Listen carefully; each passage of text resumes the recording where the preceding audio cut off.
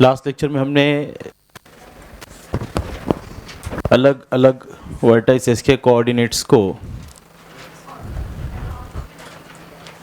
Distance फार्मूले में डाल के ये चेक किया कि वो कोई पर्टिकुलर ज्योमेट्रिकल शेप बनाते हैं या नहीं। बोला जाता था कि check whether it is a square, check whether this is triangle, check whether this is parallelogram rectangle या कोई और। क्या इस टाइप के सारे जो क्वेश्चन है आप कर पाओगे? क्योंकि इनमें से हमने स्क्वायर वाला किया है और मेरे ख्याल से एक ट्रायंगल वाला किया है, बराबर बात। बाकी सभी जो अलग अलग शेप्स बनते हैं उनके प्रॉपर्टीज़ के लिए सेम टाइप के जो क्वेश्चंस है आप सॉल्व कर पाओगे कि मैं ले लूँ हर एक के लिए एक एक? Yes, tell me. एक एक ले लूँ, ठीक है चलो। तो फिर उसके बाद हम नेक्स्ट टॉपिक के ऊपर बढ़ेंगे, ठीक है, अगले फॉर्मूले की तरफ। अभी मैं क्वेश्चन ले लेता हूँ।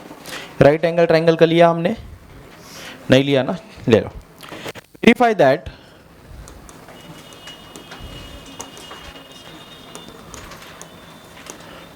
That points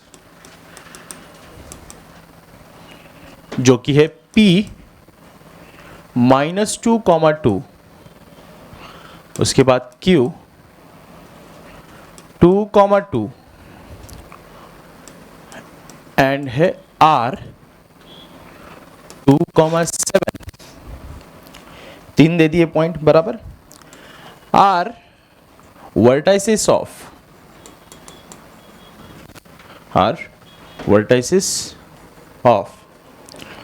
a right angle triangle।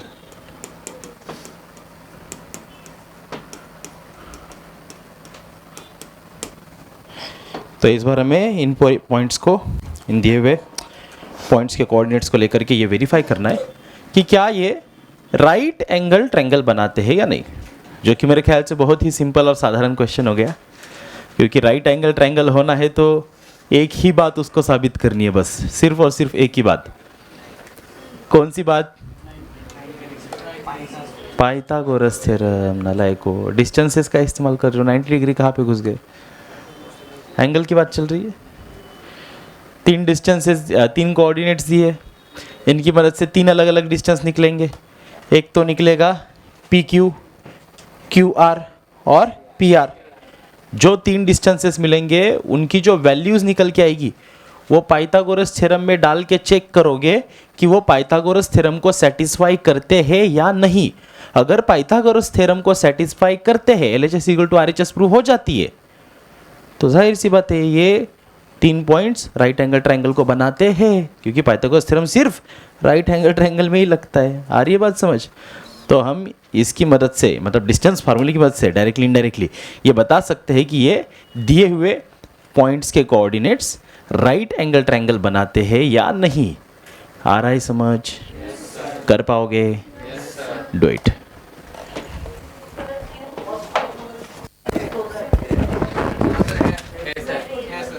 Okay, तो पाइथागोरस थ्योरम सेटिस्फाई हो रहा है इससे, है ना?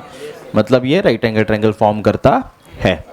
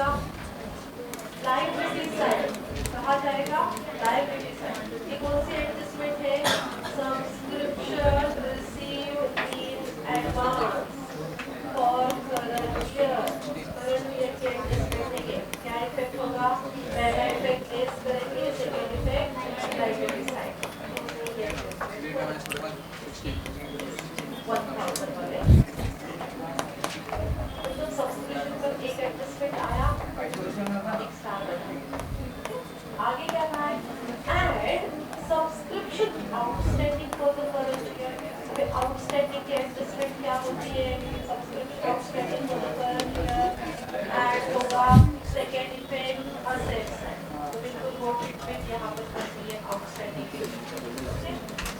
तो सब्सक्रिप्शन पर और एक एडजस्टमेंट आ गया और extra subscription. Depreciate furniture 8%. Furniture के ऊपर depreciation दिखा रहा ऐसे वैसे second effect expenditure side। कितना होगा ये?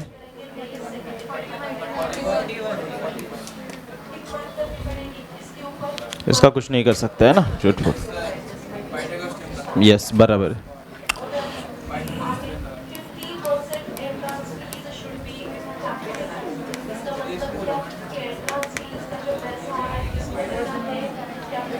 तो हम क्या चेक करते हैं पाइथागोरस थ्योरम लगाते time?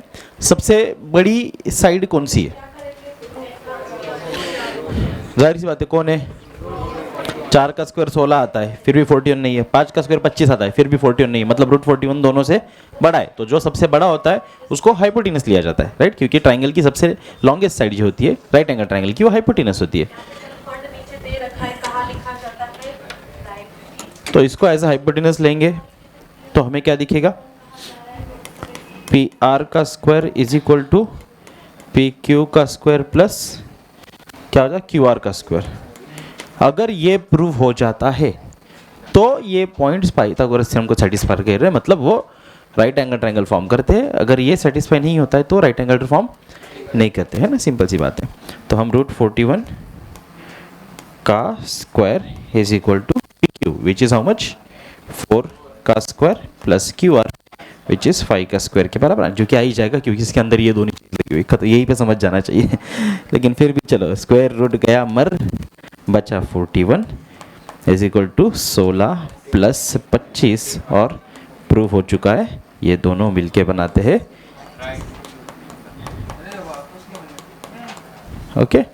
Thus the given points are vertices of right angle triangle. Okay, the distances formed by the given points satisfy Pythagoras theorem. Hence the given points are vertices of right angled triangle. Clear? ऐसी ढंग से लिखा सबने? नहीं लिखा है तो लिख लो, किसी को कोई डाउट है तो पूछ लो, फिर हम आगे बढ़ते हैं अगले किसी एक फिगर की तरफ। हाँ जी, एनी क्वेश्चंस? नहीं? तो हमारे पास है पैरेललोग्राम। क्या ये पॉइंट, सीधा पॉइंट्स दे दूँ या तो लिख दूँ पूरा? शो दैट, चलो लिख ही देता हूँ ना, पॉइंट्स थोड़ा सा ही लिखना, ज़्यादा नहीं। हाँ, P 2 कॉमा माइनस जो है पहले जैसा दिख रहा है, Q 7,3 R 11,-1। ओके, जाहिर सी बात है पैरेललोग्राम में तो कितने पॉइंट होंगे? 4 पॉइंट होंगे, राइट? चौथा and S 6,-6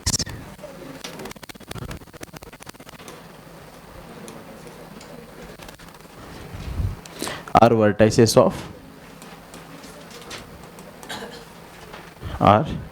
vertices of a parallelogram.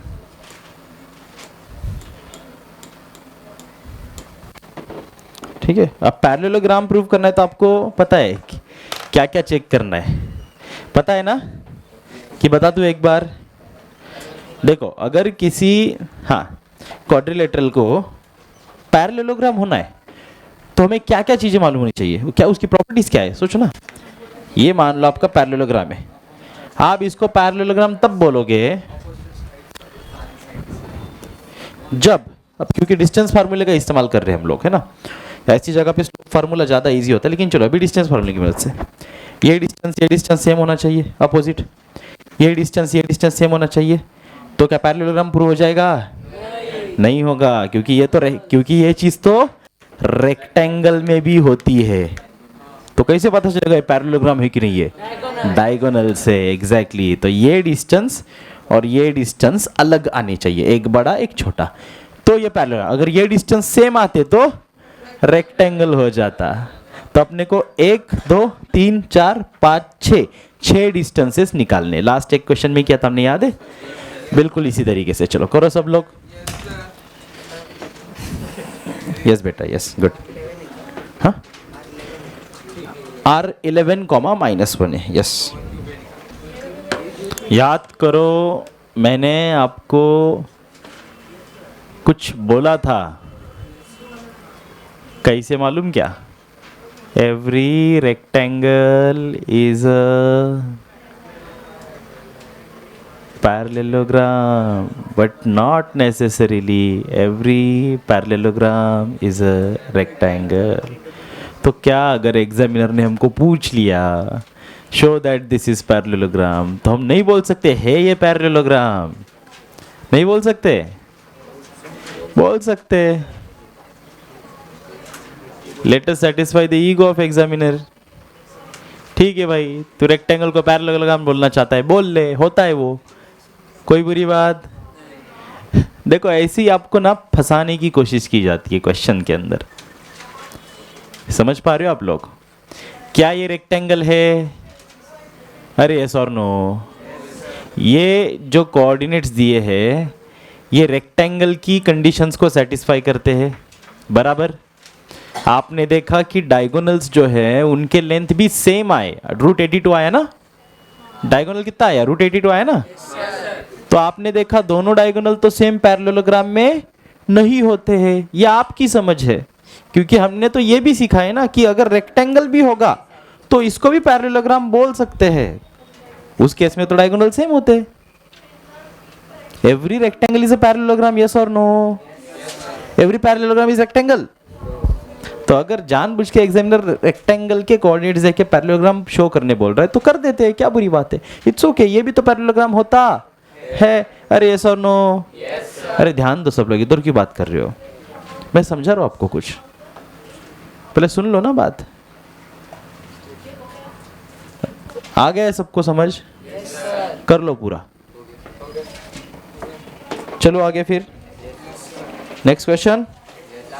Everyone, आवाज नहीं आई यार। लिख रहे हो तो लिख लो, यस सर तो यस सर बोलो, नो सर तो नो सर बोलो। समय देता हूं लिखने का, और लेकिन बोलो कुछ। अब एक बहुत ही प्यारा क्वेश्चन करेंगे हम लोग, ठीक है? अगर ये कर लिया तो मैं मान लूंगा आपको ये पूरा टॉपिक क्लियर हो चुका है और क्वेश्चन करने की जरूरत ही नहीं है फिर। ओके, चलो बेटा जल्दी से। ये वाला करना है बोर्ड पे मेरे को, किसी के लिए? सारे बच्चे? क्या ये वाला बोर्ड पे करना है? पक्की बात? ठीक है, चलो आगे चलते हैं फिर।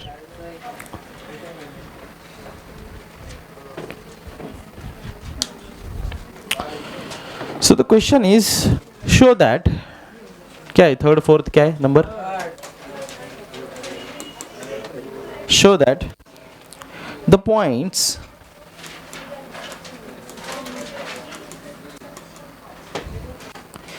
A 1,2,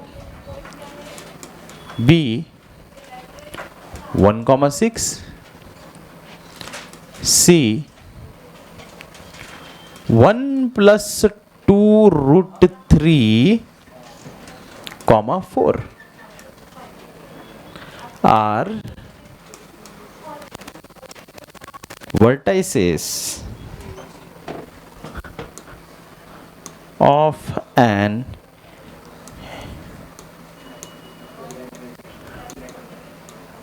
equilateral triangle. Okay, do this question.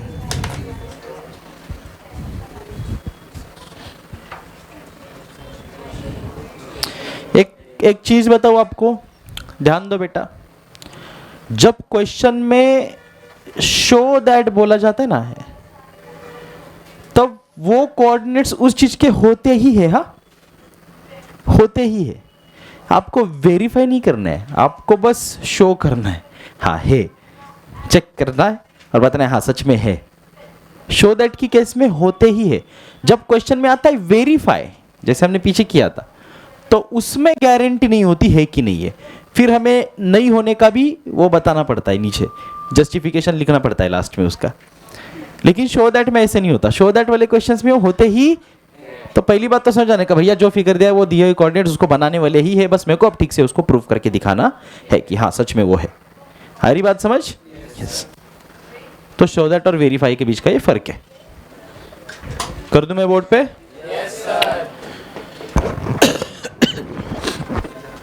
हर बार की तरह फिर वही करना है, जितने पॉसिबल डिस्टेंसेस है वो निकालने। इस केस में जाहिर सी बात है ट्रायंगल चेक करने बोला है तो 3 साइड्स बननी चाहिए और 3 कोऑर्डिनेट्स हमें दे रखे हैं जिनकी 3 साइड्स बन सकती है possible, A B, B C और ए सी।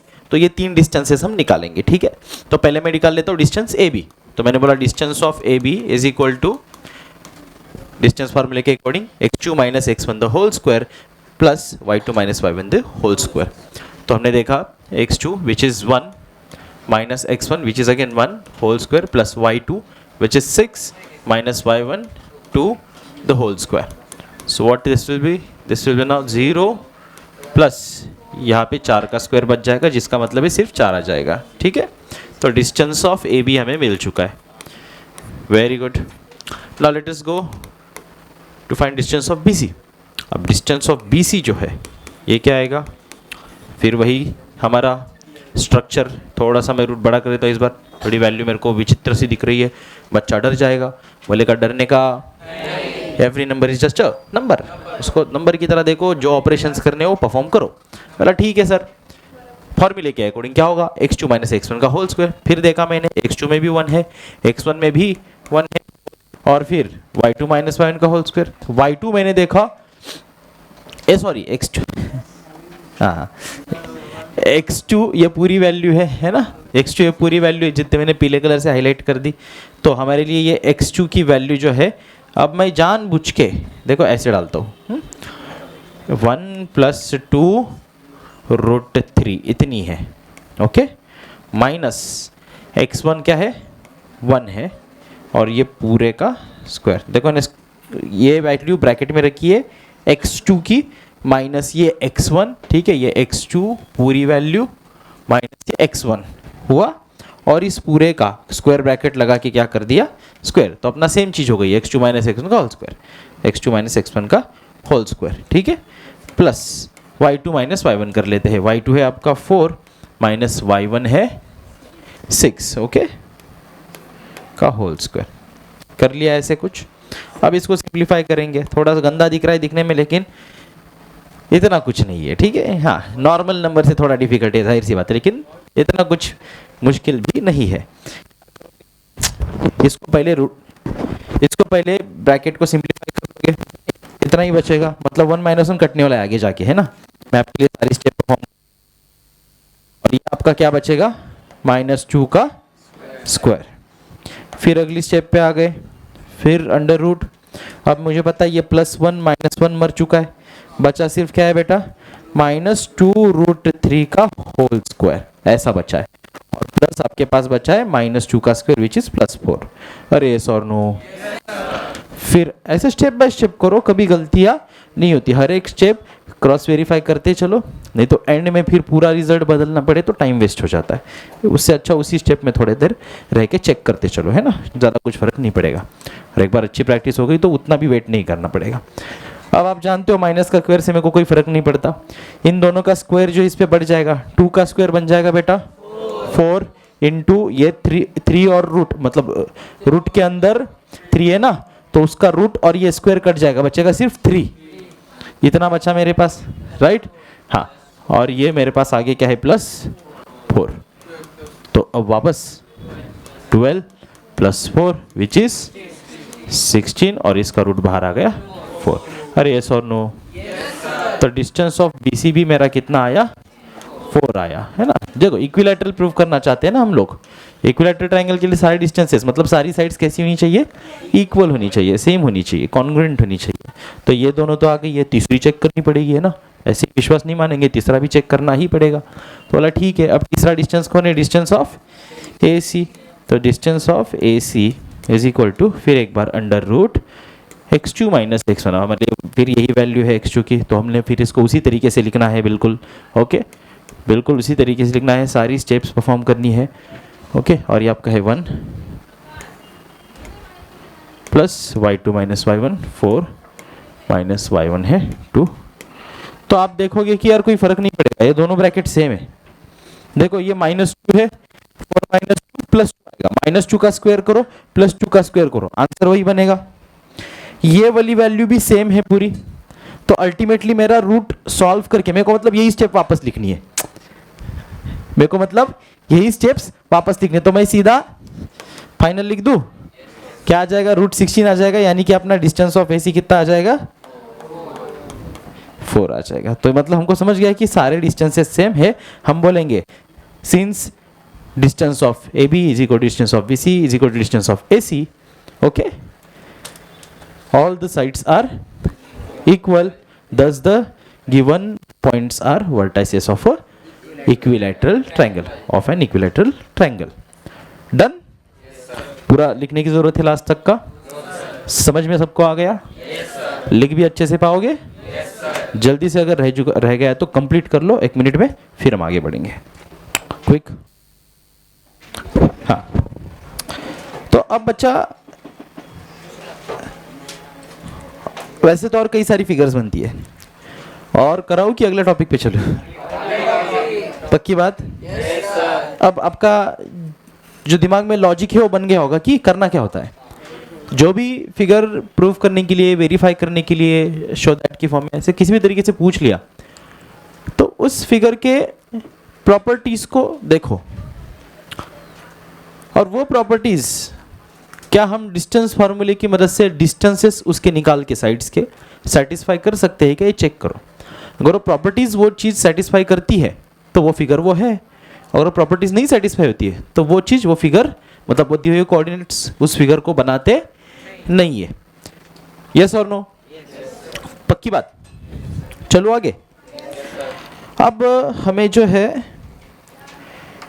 एक बहुत ही इंपॉर्टेंट फार्मूला पढ़ना है, जिसके ऊपर बोर्ड में सवाल आना ही आना है। It is confirmed, you can note this today, और बोर्ड एग्जाम के बाद मिलना बोलने का, सर हाँ आपने बोला था, आ गया। This is not prediction technique, this is not something which I am saying कि हाँ मैं बोलता हूँ तो पेपर में आ जाता है, ऐसा नहीं है, क्योंकि इंपॉर्टेंट टॉपिक है। सवाल इस चैप्टर से अगर आना है तो इस टॉपिक से आना ही आना है, ठीक है। इसको बोलते हैं सेक्शन फार्मूला। क्या बोलते हैं इसको? Section formula. अगर इस चैप्टर से सवाल बनना है तो ये टॉपिक एग्जामिनर का फेवरेट टॉपिक होता है, उसके दिमाग में पहले यही चमकता है कि नहीं? चलो तो हेडिंग लगाओ बेटा, सेक्शन फार्मूला।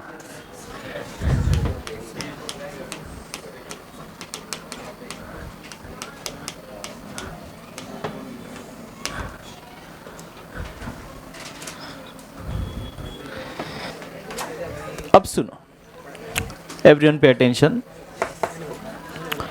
सेक्शन फार्मूला नाम इसलिए सेक्शन दिया है क्योंकि इस केस में, इस फार्मूले में हम उस कोऑर्डिनेट के बारे में पढ़ते हैं, उस पॉइंट के बारे में पढ़ते हैं जो किसी एक पर्टिकुलर सेगमेंट को किसी भी रेशो के 2 हिस्सों में डिवाइड कर देता है।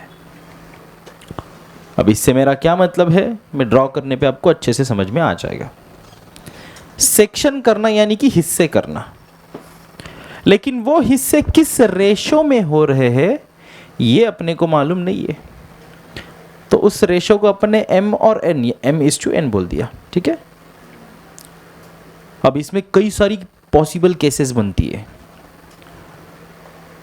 कभी आपको एंड पॉइंट्स के कोऑर्डिनेट दिए होते हैं, प्लस आपको रेशो दिया होता है किस रेशो में सेक्शन हो रहा है, और बोलता है वो कोऑर्डिनेट निकालो जो ये सेक्शन करा रहा है।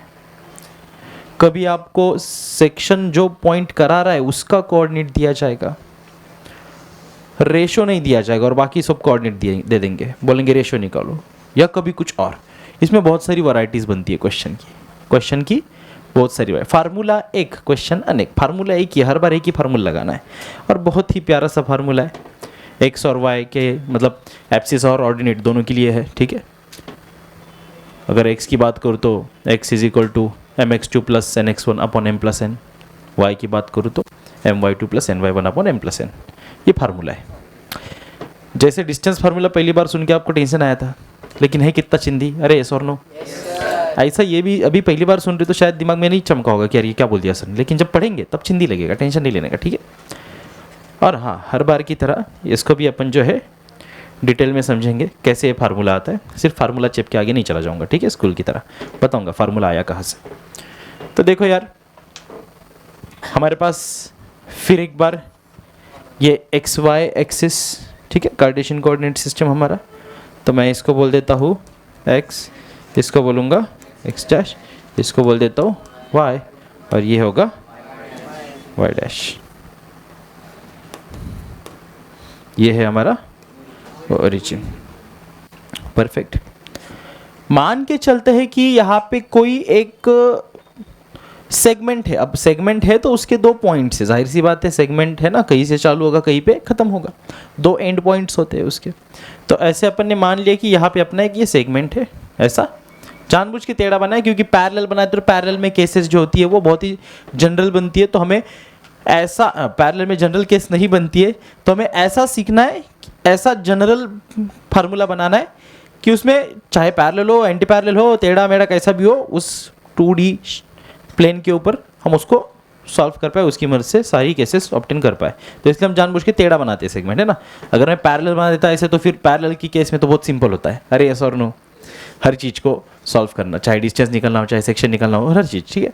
तो हम इसलिए टेढ़ा बनाते हैं जानबूझ के, ताकि इसका निकाल लिया तो सबका निकल जाएगा, अरे यस और नो, अरे यस और नो। डिस्टेंस इसका निकल लिया सबका निकल जाएगा, फिर पैरेलल हो ना हो सबका निकलता है कि नहीं। डिस्टेंस फार्मूला पढ़ा था कि नहीं इसी तरीके से, याद है कि भूल गया है? याद है। तो दो पॉइंट्स है आपके पास, मान के चलते बेटा ये पॉइंट का नाम ए है और इस पॉइंट का नाम बी है, अरे यस और नो। वैसे आपके बुक्स के हिसाब से देखो तो इन्होंने क्या नाम दिया, ए सरल हो, हाँ हाँ इन्होंने भी। और जो पॉइंट इस सेगमेंट को डिवाइड कर रहा है, अब मैंने बोला इक्वल हिस्सों में डिवाइड कर रहा है, किसी भी जगह पे डिवाइड कर सकता है। मान ले रैंडमली मैंने पिक कर लिया, यहां पे डिवाइड कर लिया, ये छोटा डिस्टेंस है, बड़ा डिस्टेंस है, मतलब किसी रेशो में डिवाइड किया होगा, अरे ये सो नो जो मुझे मालूम फिलहाल। तो मैंने इस पॉइंट को पी पॉइंट बोला। P is a point which is dividing segment A be in ratio m/n। अरे समझ में आ रहा है कि मैं क्या बोल रहा हूं? ये P पॉइंट एक ऐसा पॉइंट है नालायक जो सेगमेंट AB के ऊपर कहीं पे आ गया, जिस कारण से सेगमेंट AB के दो टुकड़े बन गए, लेकिन अलग अलग रेशो में। पता नहीं सेम नहीं, ये दोनों अलग अलग है ना, AP की लेंथ अलग होगी, PB की अलग होगी, अरे यस और नो, लेकिन किसी रेशो में तो होंगे, 2:3, हाँ 3:4 कुछ तो होगा, या कुछ और बिल्कुल ही कुछ और, या कुछ डेसिमल कुछ और बिल्कुल ही रैंडम आर्बिट्रेरीली मैंने बना लिया, ठीक है बोला ओके। मेरे को भाई साहब ये पॉइंट जो है ना, ये वाला, इसके कोऑर्डिनेट मालूम है। सर कैसे, क्या मालूम है? जनरल तरीके से कोऑर्डिनेट तो हम एक्स और वाई की केस में लिखते हैं ना, तो अगर मैं चाहता हूं तो मैं यहां पे इसके लिए क्या करूंगा, ऐसे परपेंडिकुलर डाल दूंगा नीचे। सेम मैं बी के साथ भी कर सकता हूँ, यहां से क्या कर दूंगा, परपेंडिकुलर डाल दूंगा नीचे। जहां पे एक्स एक्सिस पे हिट करेगा वहां पे मुझे उसका एक्स कोऑर्डिनेट मिलेगा, अरे यस और नो। जहां पे एक्स एक्सिस पे हिट करेगा वहां पे मुझे उसका क्या मिलेगा, एक्स कोऑर्डिनेट मिलेगा, है ना, आप सीसा भी बोलते हो उसको, ठीक है। तो मैंने बोला ये होगा हमारा x1, क्या होगा, लेकिन अगर मैं इस पर्टिकुलर पॉइंट की बात करूं, इसी पॉइंट की जो इस एक्सिस के ऊपर पड़ा हुआ है, इस केस में x1, 0 लिख सकता हूं इसको, क्योंकि इसका भैया इस पॉइंट का कोई y कोऑर्डिनेट है ही नहीं, वो तो 0 पे है, अरे यस और नो। ठीक इसी तरीके से अगर मैं इस पॉइंट की भी बात करूं तो इसको मैं क्या लिख सकता हूं, x2, 0, अरे सही बात, ओके सर। y पे कहीं पे, होगा y पे कहीं पे। मैंने सिर्फ भी किसकी बात, पॉइंट्स की बात की है जो इसी के परपेंडिकुलर निकाल पे मुझे मिले, उस पॉइंट पे मिले, क्योंकि इसी का x कोऑर्डिनेट यहाँ पे भी होगा। क्या होगा? x1, और इसका x कोऑर्डिनेट क्या होगा? x2, x1 सॉरी, वो कॉमा और 1 एक जैसा हो गया क्या? समझ पा रहे हो ना? हाँ, यहां पे मेरे पास एक p पॉइंट भी पड़ा हुआ है, इसका कोऑर्डिनेट मैं x, y बोल के चल रहा हूं क्योंकि वो मुझे नहीं पता कौन सा ये p पॉइंट। हाँ, उसकी भी बात करें तो वो भी कहीं ना कहीं पे x पे आके बैठेगा, इसको मैंने x, 0 बोल दिया, चलेगा? अरे यस और नो? ये लोग y पे कहीं पे आ रहे होंगे तो उसको y1 और y2 बोल देते। इतनी चीजें समझ में आती है? यहां तक कोई कंफ्यूजन? पक्की बात? अब हम लोग फार्मूला बनाने के लिए फिलहाल के लिए सिर्फ x का फार्मूला बनाएंगे। किसका बनाएंगे? क्योंकि y के लिए निकालना है तो हमें परपेंडिकुलर जो हमने अभी x पे डाले हो y पे डालने पड़ेंगे। ठीक है, हम क्या करेंगे? x का बनाएंगे और सिमिलरली बोल के y का लिख देंगे, चलेगा? थोड़ा काम बचाना भी पड़ेगा, है ना, इतना लिखने की जरूरत। तो अपन x का निकालेंगे। मैं क्या कर लेता हूँ, नीचे जो पॉइंट्स मैंने लिखे हुए उनको कुछ नाम दे देता हूँ। जैसे इनको नाम दे देते अपन, a b हो गया, इसको c बोलते, इसको d बोल देते, ये p हो गया, इसको q बोल देते, चलेगा? यहाँ तक की बातें क्लियर है? तो बहुत अच्छे से समझना अभी। ओके, क्या मैं इस पर्टिकुलर लाइन सेगमेंट के लिए ये बोल सकता हूं कि यहां पे जो m/n का रेशो होगा वही यहां पे भी होगा?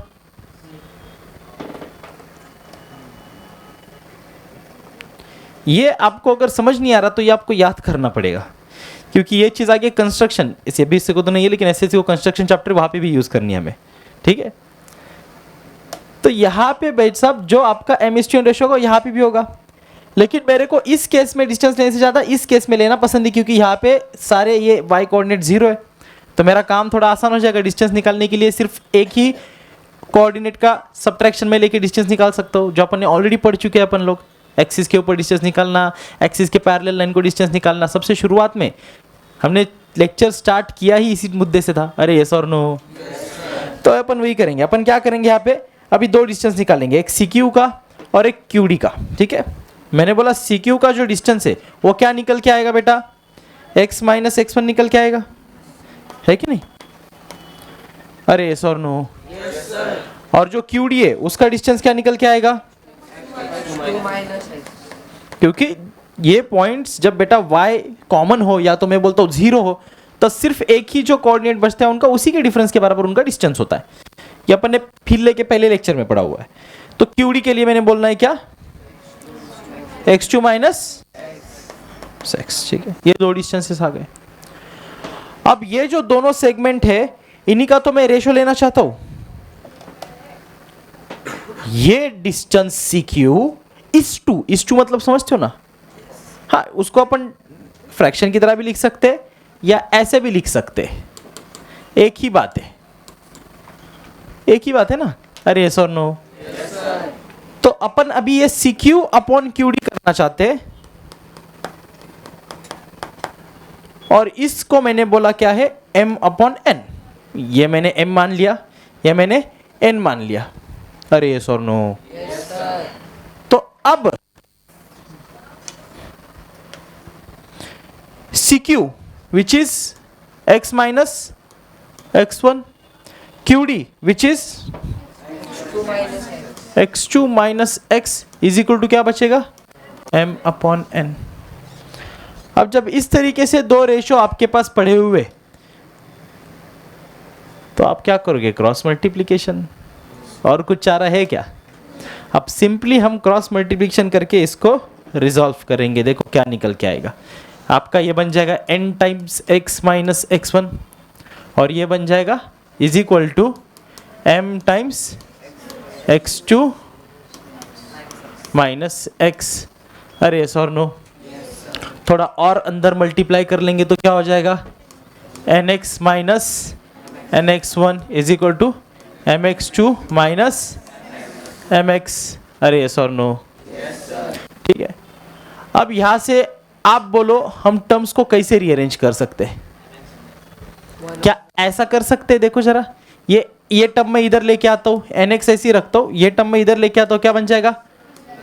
अरे यस और नो, ये mx2 इधर रखता हूं, ये टर्म इधर लेके जाता हूं, क्या हो जाएगा?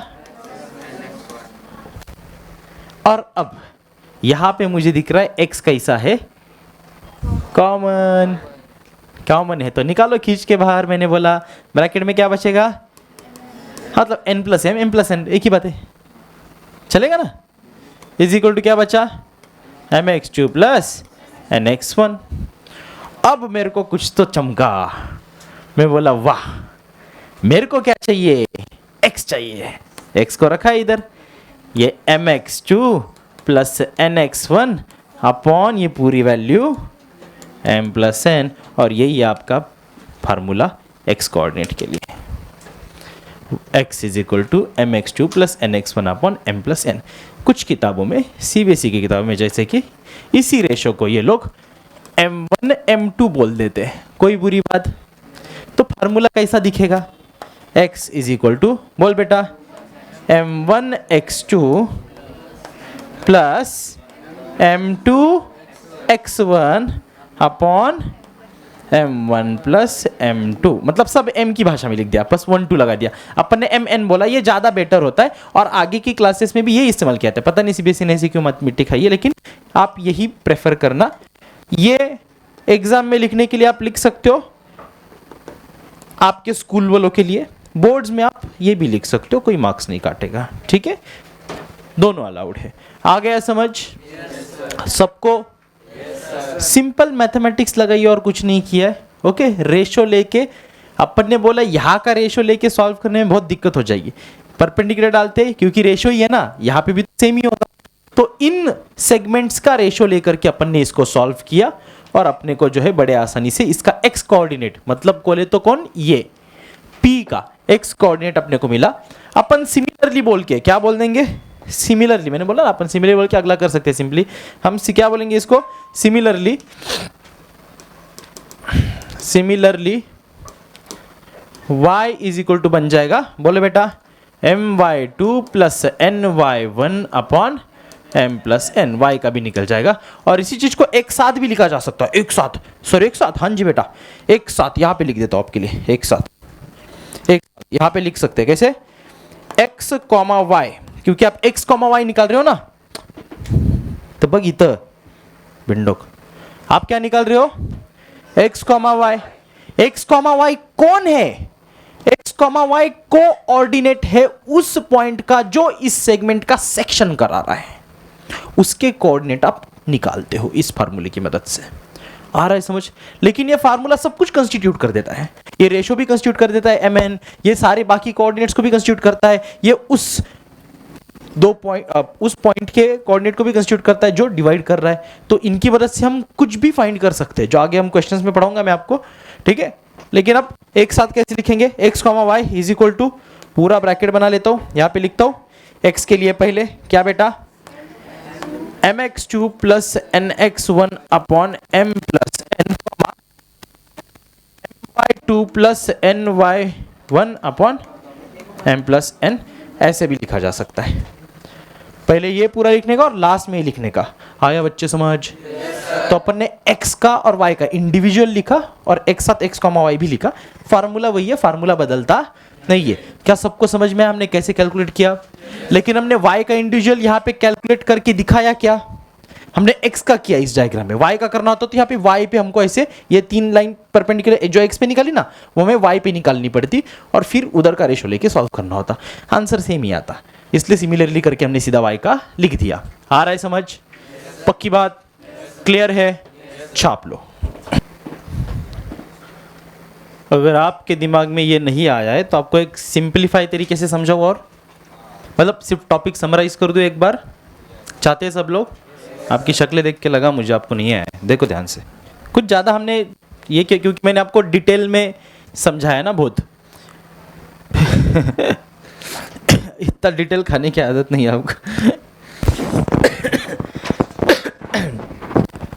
साधारण भाषा में समझो, एक लाइन है, लाइन सेगमेंट है, एक क्या है आपके पास, लाइन सेगमेंट के 2 पॉइंट होंगे। यार इतनी तो बात समझ आती, सब भूल जाओ, एक्स वाई एक्सिस वगैरह सब सब सब सब डिलीट कर दिया, पूरा प्लेन है, क्लियर है, सब कुछ खाली है, बोर्ड एकदम अच्छा लग रहा है, एकदम मस्त।